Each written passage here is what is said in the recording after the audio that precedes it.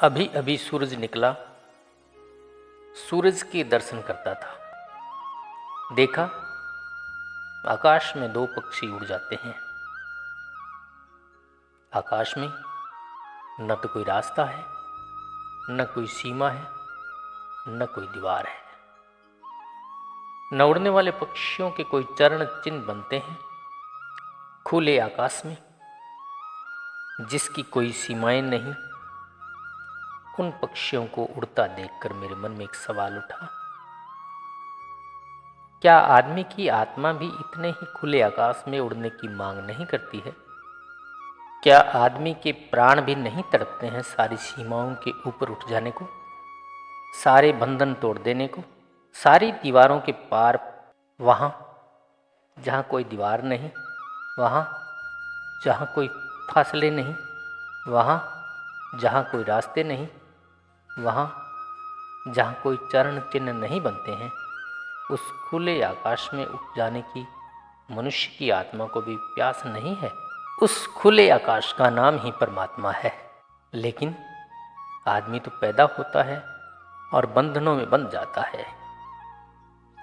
चाहे पैदा कोई स्वतंत्र होता हो, लेकिन बहुत सौभाग्यशाली लोग ही स्वतंत्र जीते हैं और बहुत कम सौभाग्यशाली लोग स्वतंत्र होकर मर पाते हैं। आदमी पैदा तो स्वतंत्र होता है और फिर निरंतर परतंत्र होता चला जाता है। किसी आदमी की आत्मा परतंत्र नहीं होना चाहती, फिर भी आदमी परतंत्र होता चला जाता है। तो ऐसा प्रतीत होता है कि शायद हमने परतंत्रता की बेड़ियों को फूलों से सजा रखा है। शायद हमने परतंत्रता को स्वतंत्रता के नाम दे रखे हैं। शायद हमने कारागृहों को मंदिर समझ रखा है। और इसलिए यह संभव हो सका है कि प्रत्येक आदमी के प्राण स्वतंत्र होना चाहते हैं और प्रत्येक आदमी परतंत्र ही जीता है और मरता है। बल्कि ऐसा भी दिखाई पड़ता है कि हम अपनी परतंत्रता की रक्षा भी करते हैं। अगर परतंत्रता पर चोट हो तो हमें तकलीफ होती है, पीड़ा भी होती है। अगर कोई हमारी परतंत्रता को तोड़ना चाहे तो वह हमें दुश्मन भी मालूम होता है। परतंत्रता से आदमी का ऐसा प्रेम क्या है? नहीं, परतंत्रता से किसी को कोई प्रेम नहीं है। लेकिन परतंत्रता को हमने स्वतंत्रता के शब्द और वस्त्र ओढ़ा रखे हैं। एक आदमी अपने को हिंदू कहने में जरा भी अनुभव नहीं करता कि मैं अपनी गुलामी की सूचना कर रहा हूँ। एक व्यक्ति अपने को मुसलमान कहने में जरा भी नहीं सोचता कि मुसलमान होना मनुष्यता के ऊपर दीवार बनानी है। एक आदमी किसी वाद में, किसी संप्रदाय में, किसी देश में अपने को बांधकर कभी नहीं सोचता कि मैंने अपना कारागृह अपने हाथों से बना लिया है। बड़ी चालाकी, बड़ा धोखा आदमी अपने को देता रहा है। और सबसे बड़ा धोखा तो यह है कि हमने कारागृहों को सुंदर नाम दे रखे हैं। हमने बेड़ियों को फूलों से सजा दिया है और जो हमें बांधे हुए हैं उन्हें हम मुक्तिदायी समझ रहे हैं। यह मैं पहली बात आज कहना चाहता हूँ कि जो लोग भी जीवन में क्रांति चाहते हैं, सबसे पहले उन्हें समझ लेना होगा कि बंधा हुआ आदमी कभी भी जीवन की क्रांति से नहीं गुजर सकता। और हम सारे ही लोग बंधे हुए लोग हैं। यद्यपि हमारे हाथों पर जंजीरें नहीं है, हमारे पैरों में बेड़ियां नहीं है, लेकिन हमारी आत्माओं पर बहुत जंजीरें हैं, बहुत बेड़ियां हैं। हाथ पैर पर बेड़ियां पड़ी हो तो दिखाई पड़ जाएगी, आत्मा पर जंजीरें पड़ी हो तो दिखाई भी नहीं पड़ती। अदृश्य बंधन इस बुरी तरह बांध लेते हैं कि उनका पता भी नहीं चलता और जीवन भी हमारा एक कैद बन जाता है। अदृश्य बंधनों में सबसे अद्भुत बंधन सिद्धांतों के हैं, शास्त्रों के हैं, शब्दों के हैं। एक गांव में एक दिन सुबह सुबह बुद्ध का प्रवेश हुआ। गांव के द्वार पर ही एक व्यक्ति ने बुद्ध से पूछा, आप ईश्वर को मानते हैं? मैं नास्तिक हूँ, मैं ईश्वर को नहीं मानता। आपकी क्या दृष्टि है? बुद्ध ने कहा, ईश्वर ईश्वर है, ईश्वर के अतिरिक्त कुछ भी सत्य नहीं है। बुद्ध गांव के भीतर पहुंचे। एक दूसरे व्यक्ति ने बुद्ध को कहा, मैं आस्तिक हूँ, मैं ईश्वर को मानता हूँ। आप ईश्वर को मानते हैं? बुद्ध ने कहा, ईश्वर ईश्वर है ही नहीं, मानने का कोई सवाल ही नहीं उठता। ईश्वर एक असत्य है। पहले आदमी ने पहला उत्तर सुना था, दूसरे आदमी ने दूसरा उत्तर सुना था। लेकिन बुद्ध के साथ एक भिक्षु था, आनंद, उसने दोनों उत्तर सुने। वह बहुत हैरान हो गया। सुबह ही बुद्ध ने कहा कि ईश्वर है, दोपहर बुद्ध ने कहा ईश्वर नहीं है।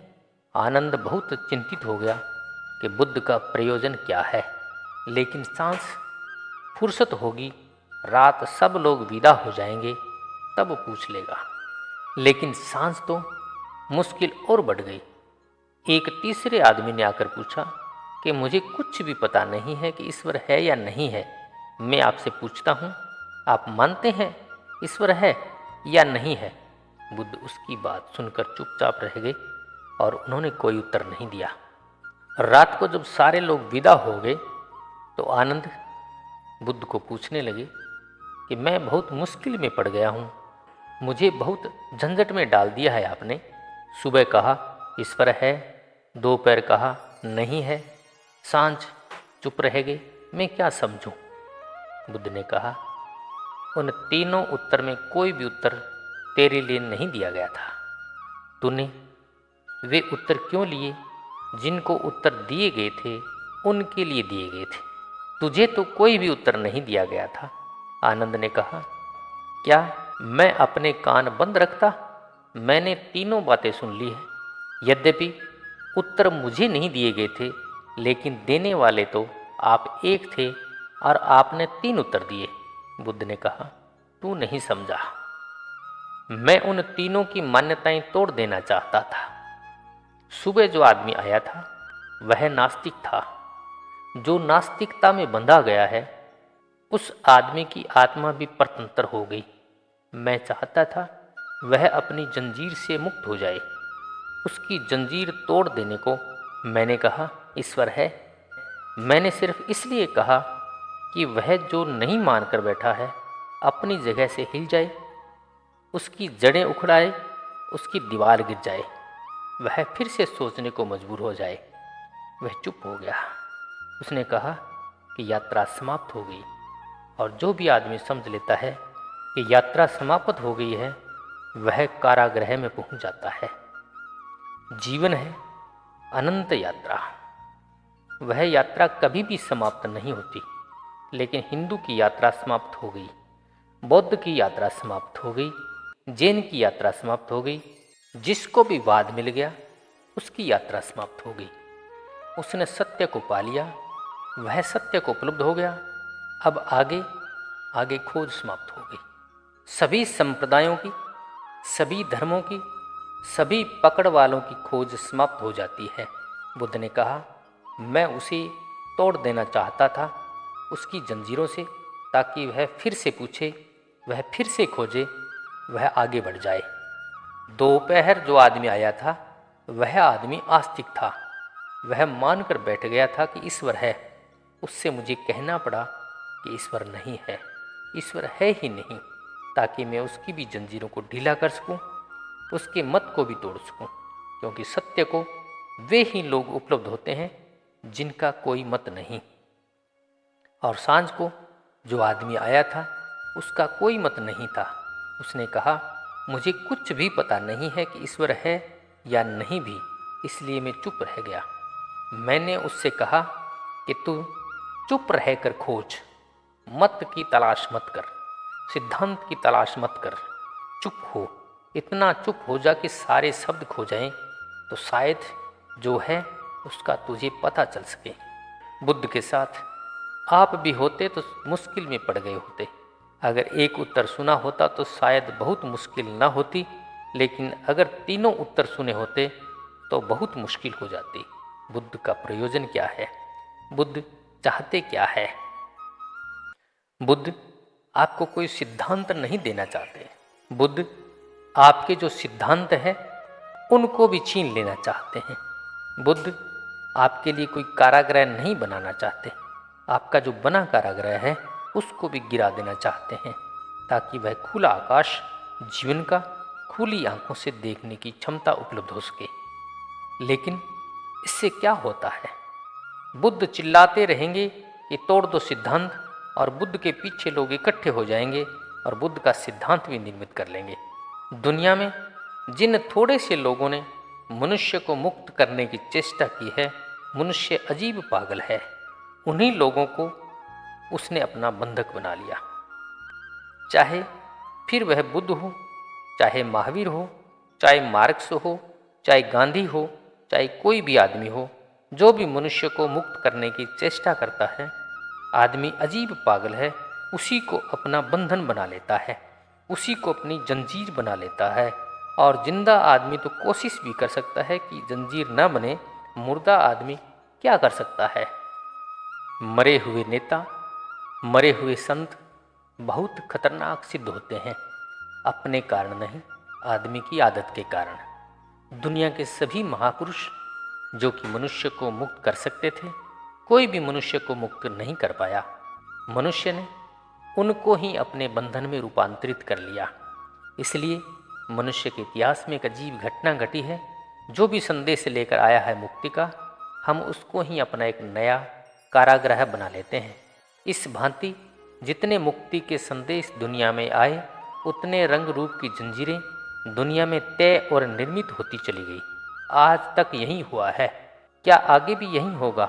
अगर आगे भी यही होगा तो फिर मनुष्य के लिए कोई भविष्य दिखाई नहीं पड़ता है।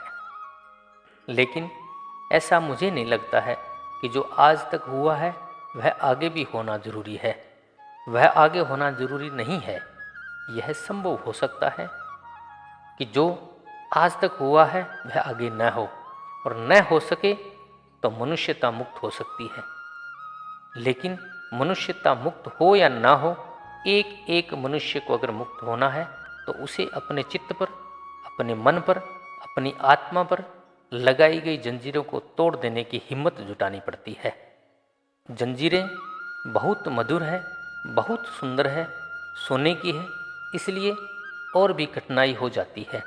महापुरुषों से मुक्त होना बहुत कठिन मालूम पड़ता है, सिद्धांतों से मुक्त होना बहुत कठिन मालूम पड़ता है, शास्त्रों से मुक्त होना बहुत कठिन मालूम पड़ता है।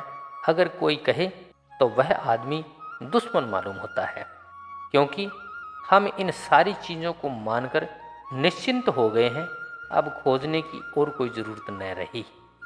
और अगर कोई आदमी कहता है कि इनसे मुक्त हो जाओ, तो फिर खोजने की ज़रूरत शुरू हो जाती है, फिर मंजिल खो जाती है, फिर रास्ता सामने आ जाता है।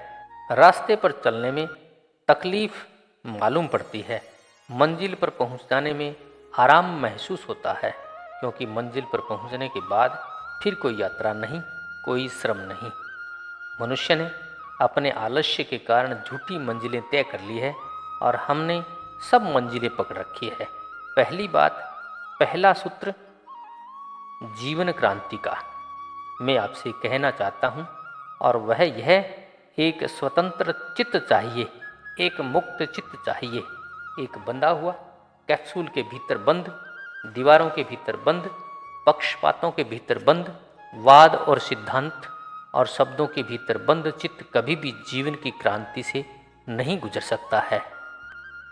और अभागे हैं वे लोग जिनका जीवन एक क्रांति नहीं बन पाता, क्योंकि वे वंचित ही रह जाते हैं इस सत्य को जानने से कि जीवन में क्या छिपा है, क्या था राज, क्या था आनंद, क्या था सत्य, क्या था संगीत, क्या था सौंदर्य। उन सब से ही वे वंचित रह जाते हैं।